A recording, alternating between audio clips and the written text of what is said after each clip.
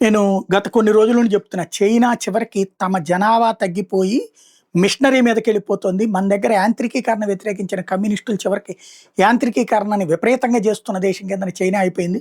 చివరికి వేరే దేశంలో ఒక పోర్ట్ అయితే కేవలం 200 మంది సిబ్బందితో పోర్ట్ మొత్తాన్ని మెకనైజ్డ్ చేసి నడిపిస్తుంది అన్నటువంటిది కూడా చెప్పుకున్నాం. చైనాకి అంతకుముందు ఈ విజన్‌తో చేసిన ఒక దరిద్రపు పనేంటంటే జనాలు ఎంతమందిని కనాలో తేల్చారు. ఒక్కడిని మించి గంటే ఏడుబిచ్చుకు తిన్నారు. చివరికి ఆ ఒక్కళ్ళలో ఎక్కువ మంది మగపిల్లలయ్యారు. ఆడపిల్లలు తగ్గిపోయారు. దాంతో ఇప్పుడు ఆడపిల్లలకు డిమాండ్ పెరిగి పెళ్లి చేసుకోమంటే చేసుకోవట్లేదు. దీంతో ఒంటరి పరిస్థితే ఎక్కువైపోయింది. దానిపై ఇప్పుడు ఎక్కువ మందిని కంటే ప్రోత్సాహకాలను ప్రకటిస్తోంది చైనా. పట్టించుకున్న దిక్కు లేదు. దాంతో యువతరం తగ్గిపోతుంది. వృద్ధుల సంఖ్య పెరిగిపోతుంది. ఈ ఏడాది కూడా జనాభా పెరుగుదల తగ్గుదలే ఉంది.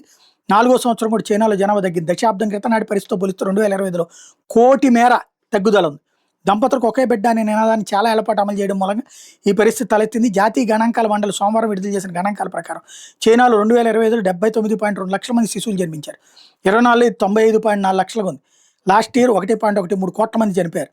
5 దశాబ్దాల్లో ఇదే అత్యధికం.